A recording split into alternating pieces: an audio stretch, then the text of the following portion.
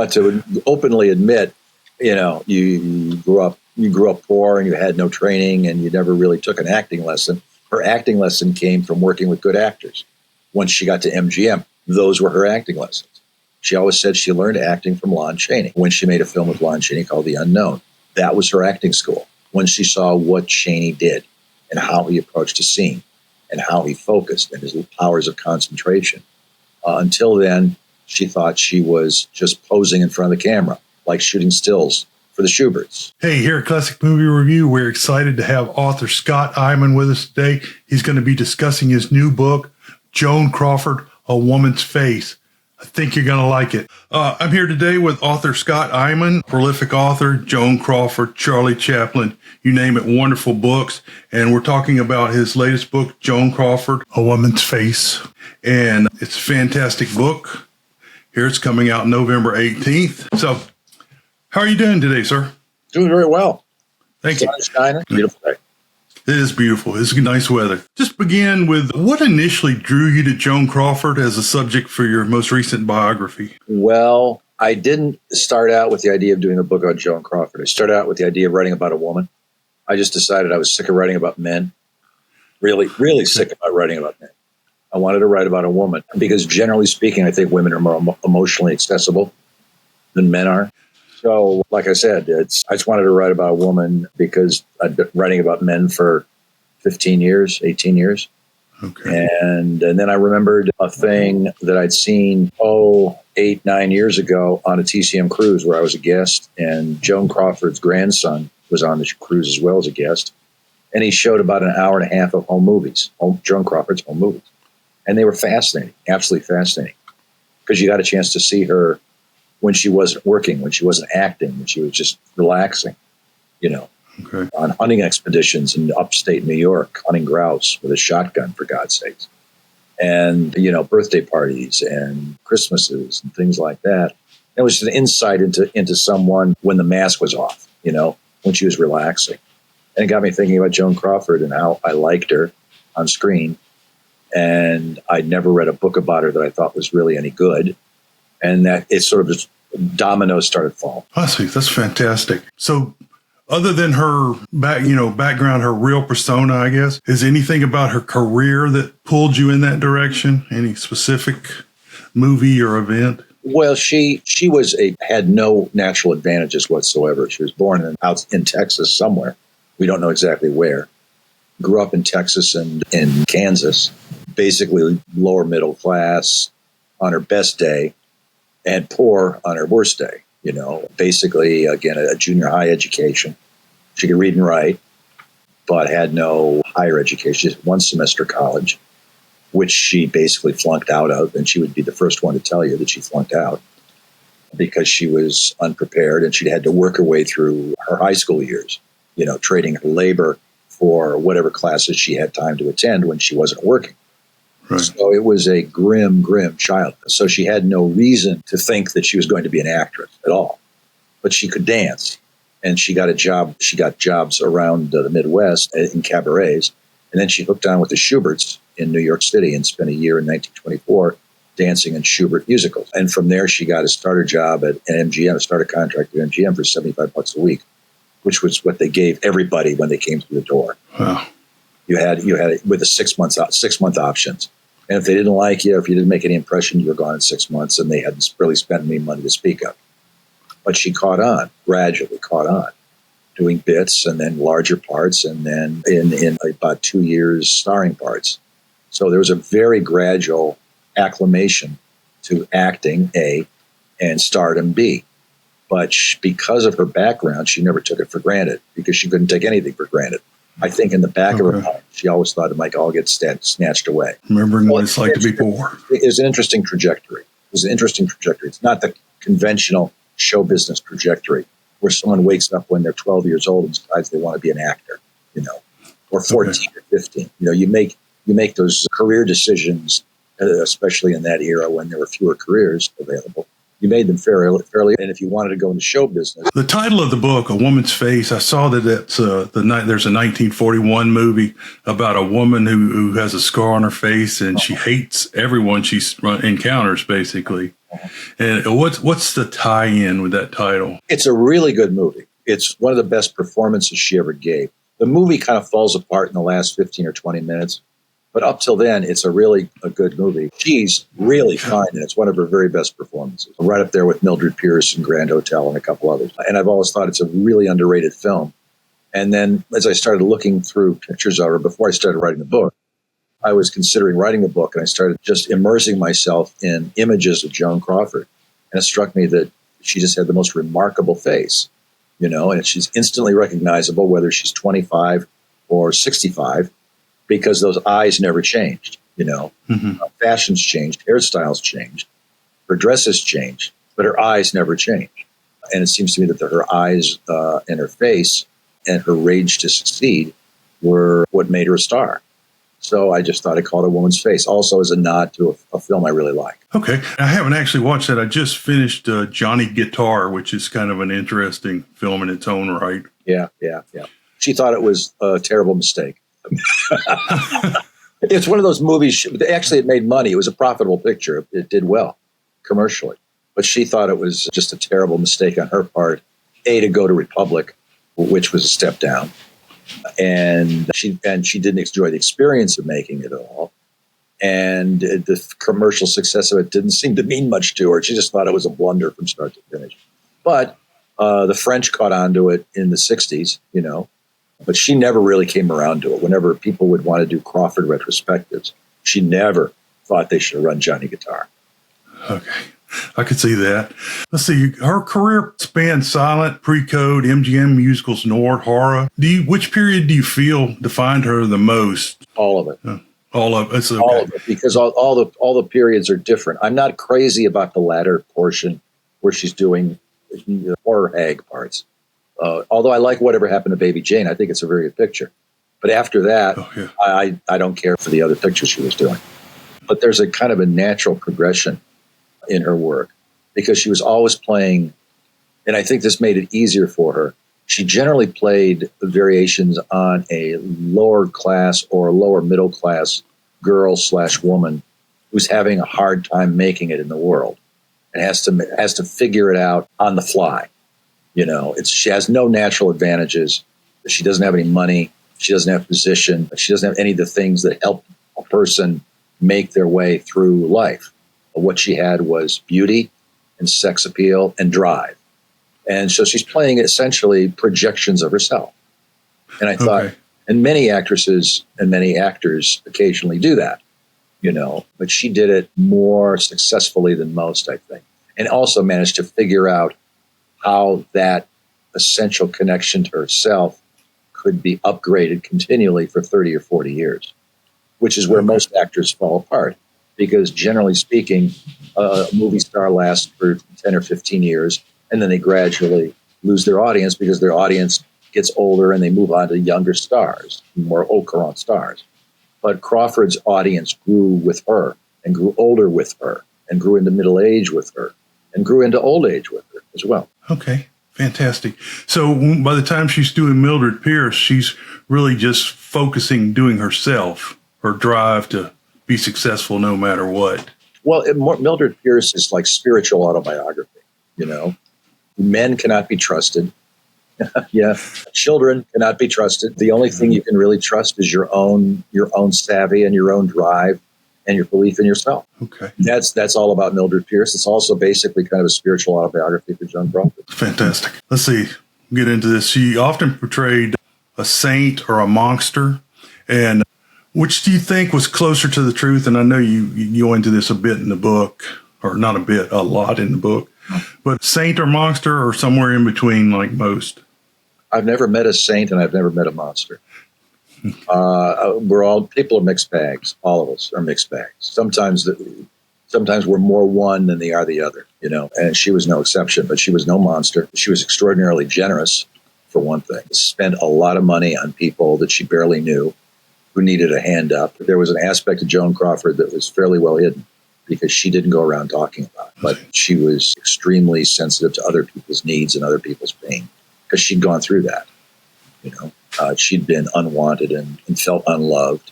So she was very sensitive to other people that were unwanted and loved and would always reach out a hand to them. So the book is not a riposte to any of the other books that have been written about Joan Crawford. If I thought any of the other books that were written about Joan Crawford were accurate, I wouldn't have written mine. I'm not somebody who goes around, picking up other writers' leavings. I try to have an original take, and I try to approach people in a way that they haven't been approached before. Okay. Well, then let's, can we talk a little bit about some of the controversies and kind of put them to bed? Sure. Her Mommy Dearest, her daughter's book that came out on her, and she told her friends, not to be concerned what they heard, and she wasn't overly worried about it. But what is your take on that, or what did you find out in that? That was a compromised relationship for a long, long time. They had not spoken for 3 or 4 years before Crawford's death, she and her daughter. She adopted 4 children. She had bad relationships with the 2 oldest children. She had very good relationships with the 2 youngest, the twin girls that she adopted. She and her oldest daughter hadn't spoken for a number of years before her death, as I said. She disinherited Christina in her will.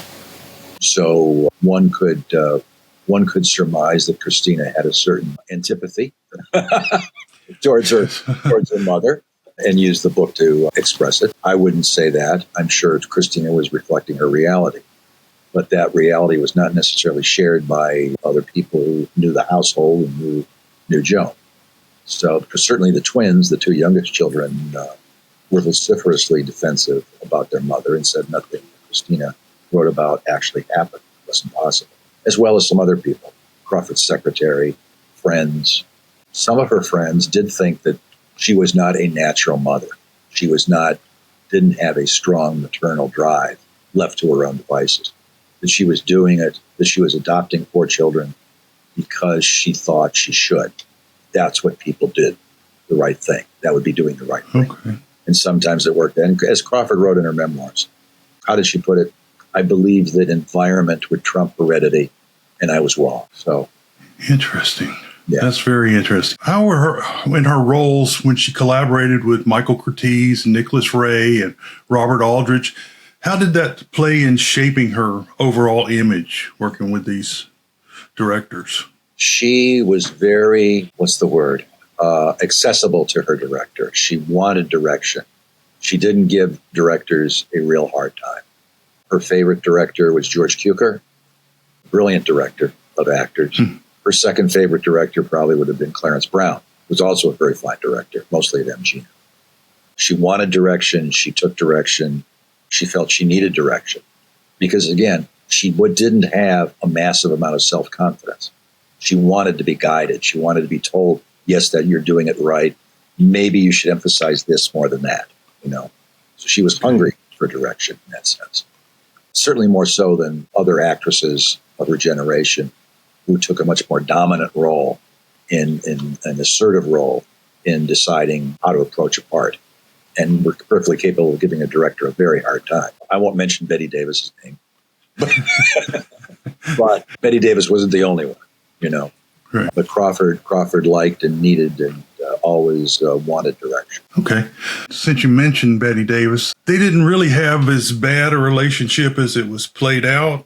Am I understanding right? Well, as Robert Aldrich, who directed Whatever Happened to Baby Jane, said, he said, I think it would be fair to say they detested each other, but they behaved absolutely professionally. It never erupted into a shouting match or anything, really, to speak of. I mean, for one thing, Whatever Happened to Baby Jane was made for short money. I think the budget was $900,000 all in.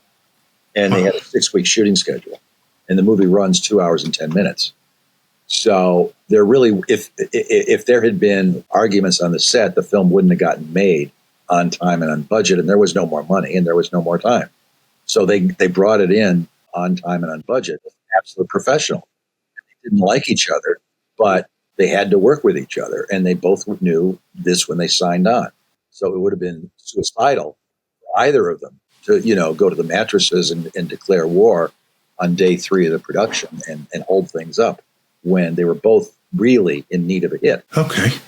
All right. I think this book is going to go a long way in fixing this, but do you think Joan Crawford receives the respect she deserves today compared to, say, Betty Davis, Katharine Hepburn? That's hard to say. I mean, she hasn't gone away. She's still, part of the conversation of the what is ubiquitously referred to as Hollywood's golden age.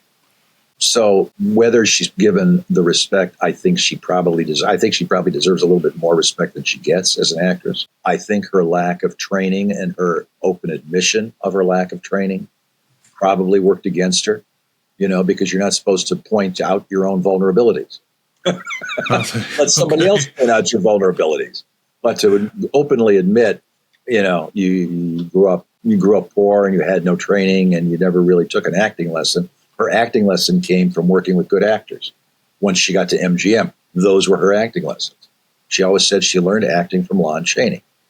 When she made a film with Lon Chaney called The Unknown, that was her acting school. When she saw what Chaney did and how he approached a scene and how he focused and his powers of concentration. Until then, she thought she was just posing in front of the camera, like shooting stills for the Schuberts, like a chorus. But when she worked with Chaney, she realized she had to up her game because she saw his focus and his concentration. And she realized if you focus sufficiently and you concentrated sufficiently, you could communicate not just the basic emotions, fear, desire, passion, whatever, but you can communicate personality as well as emotion, and she hadn't been quite aware of that before she worked with Chaney. So, and a lot of actors never get to that point, especially in that era. They had a good look, they looked like a movie star. They were handsome or they were beautiful, whatever. And it didn't go that much further than that. And once the public got a little sick of that handsome man or that beautiful woman, they moved on to the next handsome man or the next beautiful woman. To maintain an audience for 40 years, more than 40 years, you had to have something beyond just looks. You had to have personality, and you had to be able to approach a wide range of parts and age with your audience and age into the parts, different parts, because you can't play the same person at 50 that you're playing at 25. So going along with aging with your audience, she refused to get into the plastic surgery that so many others were doing at that. What was her driving reason for that? She was scared of knives. Just scared of knives. She was scared of knives. She didn't want to let a knife anywhere near her face. She never had a facelift. To deal with the little sag under the chin that happens with age, she had approval of the cameraman. So you see only really top-notch cameramen. And they would do things. They would have her, Joan, lift your head a little, Or they would put a shadow. They put a shadow on her neck, stuff like that, to make the aging signs less obvious. But she never had a facelift because she was terrified of knives. Let's go ahead and put this to bed forever again. She was rumored to be in a porn movie or a stag movie that you cover it pretty well. She wasn't too concerned with it, and she sent it to the studio. And would you like to just kill that one more time so we can get it out there? Well, I get into it in the book because her FBI file, the FBI, without her knowledge, got into the Joan Crawford porn movie business. And they went looking for the porn movie. And what the FBI found, and I'm not sure why they did this because she was a Republican, but J. Edgar Hoover had a thing about the movie industry. So it might have been nothing more than just basic lascivious intent. But they spent a considerable amount of time looking for the porn movie. And they talked to a number of people who said they saw the porn movie, but they never could come up with the porn movie. So I suspect it's one of those urban legends, because it's entirely possible. If you look at pictures of Joan Crawford from 1923, 24, and even when she starts at MGM in 1925, she doesn't look like Joan Crawford. She has a kind of generic, her eyes are her eyes, but the rest of her, she's heavier. She's about 10, 12 pounds heavier than she was in the movies. So the cheekbones don't pop out. Her hairstyle is very unbecoming. What I suspect might have happened was there might have been a porn film with a woman that looked a little like her, and it became an urban legend. But the fact that nobody was ever able to produce the film or a still of the film leads me to think that it's probably an urban legend. Also, when she was asked about it, she said, it's bullshit because I wouldn't have done it. I was smarter than that, because at this point, when would she have made it? When she's with the Schuberts in New York? Well, she's making $50, $60 a week with the Schuberts in New York. she's making a living as a chorus girl of the Schuberts. Why would you do that? Which would only, even then, would only derail your dancing career if it got out. So it doesn't make a lot of sense. It doesn't make a lot of sense. But I do go into the FBI aspect. Okay, so that's gone for now, forever. She became quite a successful businessman when Al Steele, and working with Pepsi and other corporations, and so she made a kind of interesting transition, but she kept her foot in the business a little bit too. Yeah, it was a way to transition as the parts were drying up in the late 50s. She married Al Steele in 1955. She was still making movies. She made a very good movie in 56 called Autumn Leaves, one of her best late pictures, and another one in 57. But basically she really cut back and to devote herself to promoting Pepsi Cola and promoting the product of her husband, Al Steele. They were married for 4 years, and then Al Steele had a big heart attack. He was president of Pepsi Cola, and he had a heart attack and died in 1959, at which point she was kind of flummoxed because she didn't expect him to die. She'd been very happy with him. The marriage was working out. So suddenly she's thrown for a loop. And all she knew was work. But at this point, she's 55, 56 years old. And there aren't a lot of parts for 55 or 56-year-old women. She got some work after that, but not a lot. And then along came Whatever Happened to Baby Jane, which, gave her a third win, really. She'd already had a second win years before. This was her third win, but I think in retrospect, she probably thought some of the pictures she made afterwards were a mistake, even though at that point she needed the money. She needed some income. She wasn't poor, but she wasn't extraordinarily wealthy either. You said that she had great relationships with Barbara Stanwyck and Myrna Loy and other actresses like that of her time. And how did that have an impact on her career? I don't think it had much of an impact on her career, but friendships keep you stable. She was very good friend, and these were friendships that she made in the 1920s. Stanwyck she met when Stanwyck was a chorus girl for Ziegfeld at the same time that Crawford was a chorus girl for the Schuberts. So they were just struggling young dancers in New York at that point, but they stayed close all their life. She and Loretta Young met in Hollywood when Loretta was like 14, 15 years old, and Crawford was just getting started at MGM. So again, she's staying in that relationship for the rest of their life. The thing about friendships in Hollywood is that the planets are always moving in different directions. Everybody's working, and you don't see each other except maybe on the weekends. And then, but 6 months can go by, and you don't really run into each other except at a party or something. So friendships are harder to, I think, sustain in Hollywood unless you make persistent effort to stay in close touch with your circle of friends, but when she moved to New York, when she married Al Steele, Myrna Loy was already living in New York, so they were able to see each other all the time, and they would go out to dinner fairly regularly and stay in close touch all the time. Stanwyck stayed in LA. Stanwyck stayed in Hollywood. So when Crawford moved back to New York, and she stayed in New York for the rest of her life, they communicated with phone calls and an occasional note.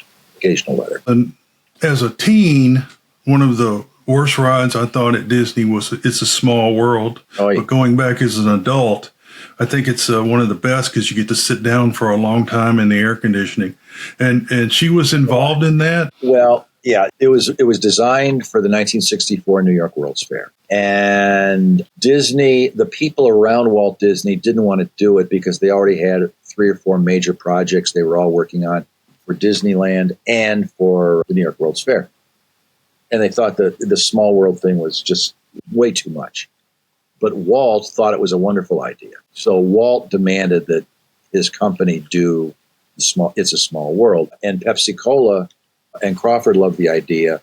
And by this time, Al Steele had died. And Crawford was on the board of Pepsi Cola. And she stood up and made a speech about how important she thought this ride could be for the children of the world and for the Disneyland, et cetera, et cetera, et cetera. And the Pepsi board went along with it, in terms of sponsorship.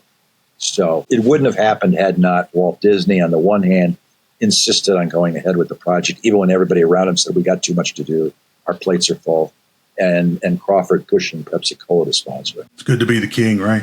Yeah, always.